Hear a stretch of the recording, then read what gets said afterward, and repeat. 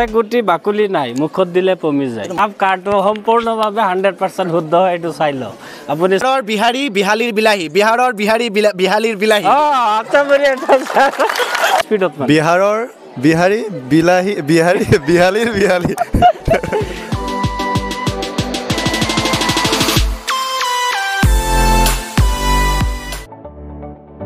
লখিমপুৰ জিলাৰ পিছপৰা অঞ্চলৰ এখন অন্যতম উন্নত মানৰ ব্যক্তিগত খণ্ডৰ বিদ্যালয় হৈছে সোণাপুৰ জাতীয় বিদ্যালয়। ইতিমধ্যে এই বিদ্যালয়ত অধ্যয়ন কৰা ছাত্ৰ ছাত্ৰীসকলে অসমৰ বিভিন্ন মহাবিদ্যালয় বিশ্ববিদ্যালয়ত অধ্যয়ন কৰি আছে। প্ৰতি বছৰে এই বিদ্যালয়ৰ পৰা প্ৰতি বিষয়ত লেটাৰ মাৰ্ক সহ ভাল নম্বৰ পাই শিক্ষাৰ্থী উত্তীৰ্ণ হৈ আছে। ইতিমধ্যে 2025 বৰ্ষৰ বাবে নামভৰ্তি প্ৰক্ৰিয়া আৰম্ভ হৈছে। আপোনাৰ সন্তানক গুণগত শৈক্ষিক শিক্ষাৰে শিক্ষিত কৰিবলৈ নামভৰ্তি কৰাব পাৰে এই বিদ্যালয়খনত। বিদ্যালয়ৰ প্ৰধান শিক্ষক মছফিকা বেগমৰ নেতৃত্বত বহু দূৰ দূৰণিৰ শিক্ষক শিক্ষয়িত্ৰীসকলে পাঠদান আগবঢ়াই আছে এইখন বিদ্যালয়ত। চাওক সবিশেষ ইত্যাদি খবৰ এটি বিশেষ প্ৰতিবেদন।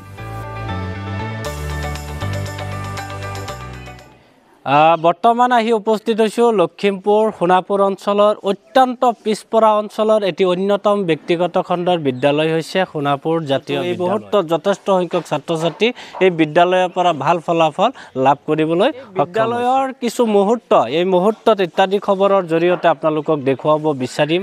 লগতে এই মুহূৰ্তত এটা ভাল বাৰ্তা আপোনালোকক দিব বিচাৰিম। 2025 বৰ্ষৰ কাৰণে ইতিমধ্যে নামভৰ্তি প্ৰক্ৰিয়া আৰম্ভ হৈছে।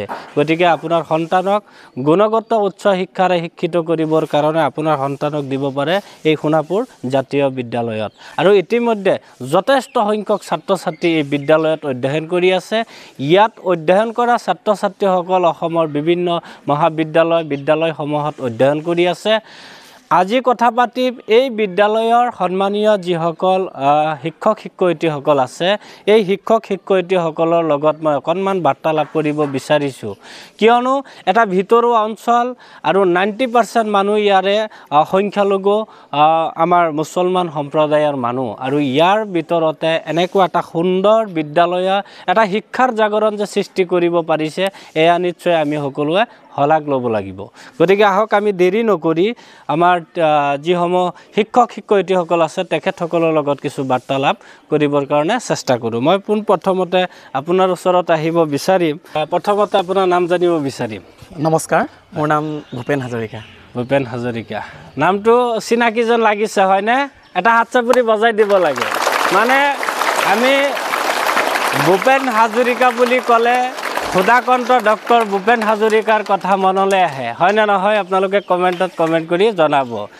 সোণাপুৰ জাতীয় বিদ্যালয়ত ছাত্ৰ ছাত্ৰীসকলক পাঠদান আগবঢ়াইছে ভূপেন হাজৰিকা ছাৰে। এয়া আমাৰ কাৰণে এটা ডাঙৰ খবৰ। মই আপোনাৰ ওচৰত আহিব বিচাৰিছোঁ।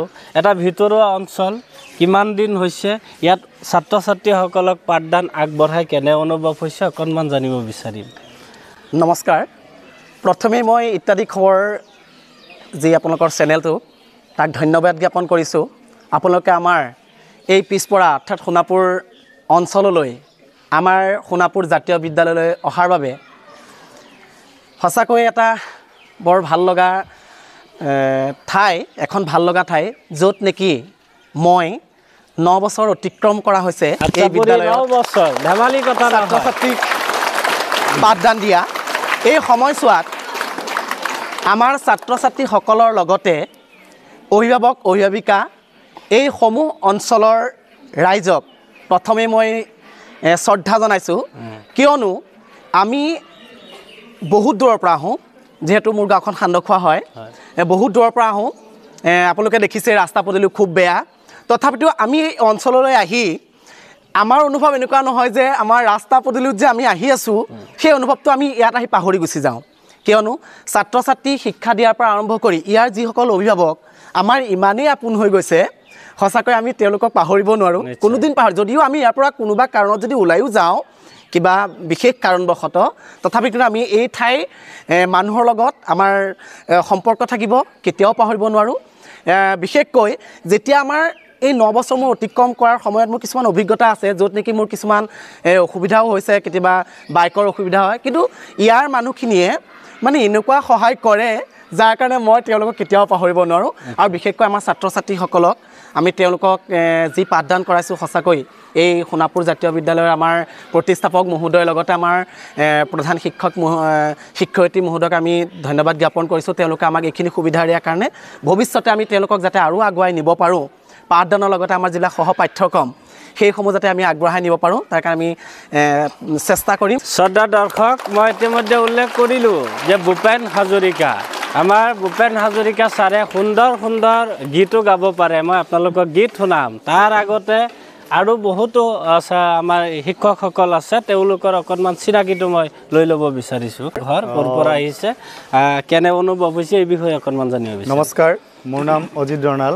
মই বিপুৰীয়া পাঁচআলি সন্তপুৰৰ পৰা আহোঁ আৰু এই বিদ্যালয়খনত মই শিক্ষাগত কৰাত 3 বছৰ পাৰ হৈছে আৰু খুবেই ভাল লাগিছে ইয়াত ছাত্ৰ ছাত্ৰীবোৰ খুব পঢ়াৰ ক্ষেত্ৰত আগবঢ়া আগ্ৰহী আৰু তেওঁলোকক আমি এই সুশিক্ষা বা বৰ্তমান সময়ত যেনেদৰে শিক্ষা ব্যৱস্থা আছে এই শিক্ষা ব্যৱস্থাৰ লগত তেওঁলোকৰ যাতে খাপ খুৱাই আমি আগবঢ়াই নিব পাৰোঁ তাৰ বাবে আমি যথেষ্ট তাৰ বাবে আমি কষ্ট কৰিম যাতে তেওঁলোকে ভৱিষ্যতে দেশৰ এজন সুনাগৰিক হৈ দেশখন যাতে আগুৱাই নিয়ে সেইটো কামনা কৰিছোঁ ইয়াৰ পিছতে মই বাইদেউ আপোনাৰ ওচৰত আহিব বিচাৰিম এইটো লওক আপোনাৰ নাম জানিব বিচাৰিম আৰু আপুনি ক'ৰ পৰা ইয়াত পাঠদান আগবঢ়াই আছে ছাত্ৰ ছাত্ৰীসকলক এটা পিছপৰা অঞ্চল ইয়াত আহি কেনে অনুভৱ হৈছে আমি দেখিছোঁ যথেষ্ট সংখ্যক ছাত্ৰ ছাত্ৰী ইয়াত অধ্যয়ন কৰি আছে আৰু যিসকল ছাত্ৰ ছাত্ৰীয়ে অধ্যয়ন কৰি আছে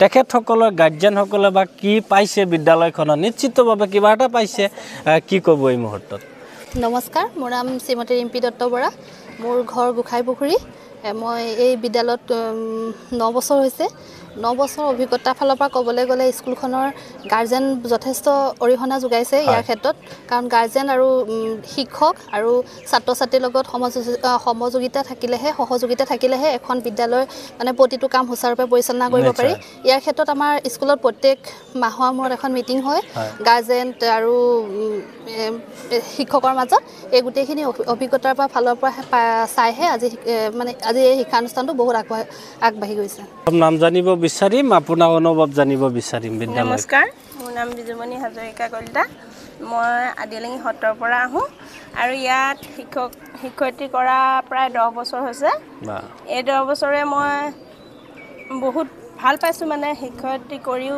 ল'ৰা ছোৱালীখিনি আগ্ৰহ দেখি মোৰ পিছ হুহকিবলৈ মন নাযায় আৰু যিমানখিনি দিন পাৰোঁ তেওঁলোকক গুণগত শিক্ষাৰে আগুৱাই লৈ যাবলৈ মই চেষ্টা কৰিম নিশ্চয় এটা হাত চাপৰি গতিকে আমি আৰু যিহেতু শিক্ষয়িত্ৰীসকল আছে মই অলপ কথা পাতিবৰ কাৰণে চেষ্টা কৰিম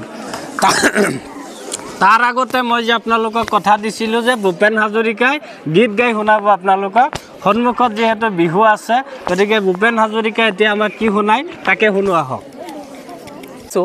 যিহেতু আগত আহি আছে আমাৰ ৰঙালী বিহু সোণাপুৰ জাতীয় বিদ্যালয়ৰ পৰা আমাৰ সকলো ৰাজ্যলৈকে আমাৰ বিহুৰ ওলগ জনাইছোঁ প্ৰথমেই বিহুৰ বুলি ক'লে সকলোৱে জানে এতিয়া সকলোৰে মুখত বিহু উচ্চাৰিত হৈ থাকে মই এটি যোজনাৰে বিহুটো আৰম্ভ কৰিম যদি ভুল হয় ক্ষমা কৰিব স্বৰ্গ দেউলালে বাটচৰাৰ মুখলৈ ঐ দুলিয়াই পাতিলে দোলা ঐ দুলিয়াই পাতিলে দোলা ঐ কাণত জিলিকিলে নৰা জাঙে ফাই ঐ গাতে গুমেছে ঙৰ চোলা এতিয়া আমাৰ বিহুৰ সম্ৰাট খগেন মহন্তৰ নাম সকলোৱে জানে তেখেতৰ বিহুসুৰীয়া এটি আধুনিক গীত পাৰৰে পাখিত গাঠি দিলো ফুলাম চিঠিখনি জনাও বুলি জগতখনক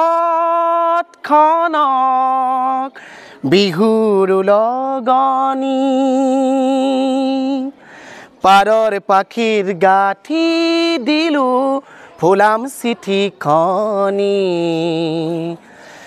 জনাও বুলি জগতখনক বিহুৰ লগনি। ধন্যবাদ। কিছু কথা আপোনালোকক জনালোঁ সোণাপুৰ জাতীয় বিদ্যালয়ৰ বিষয়ে। এটা কথা নিশ্চিতভাৱে উল্লেখ কৰিব লাগিব, ইয়াত অধ্যয়ন কৰোৱা যিসমূহ ছাত্ৰ ছাত্ৰী আছে তেখেতসকলৰ গাৰ্জেনসকল, বিশেষকৈ আমাৰ সন্মানীয় অভিভাৱক অভিভাৱিকাসকলে যথেষ্ট গুৰুত্ব আৰোপ কৰিছে আৰু যথেষ্ট এটা ভাল নজৰ ৰাখিছে কাৰণে বিদ্যালয়খন ইমানখিনি আগবাঢ়ি যাবলৈ সক্ষম হৈছে। প্ৰতিটো মুহূৰ্তত আপোনালোকে নিশ্চিতভাৱে বিদ্যালয়খনৰ লগত জড়িত হৈ বিদ্যালয়খনক সমৰ্থন কৰিব। এনেকৈয়ে এই পিছপৰা অঞ্চলৰ ছাত্ৰ ছাত্ৰীসকলে যাতে সুন্দৰভাৱে শিক্ষাৰ ক্ষেত্ৰত আগুৱাই গৈ পেলাই এটা পৰিয়ালৰ লগতে অঞ্চলৰ লগতে তথা আমাৰ দেশখনৰ এটা সুনাম কঢ়িয়াই আনিব পাৰে, আমি তাৰেই কামনা কৰিছোঁ।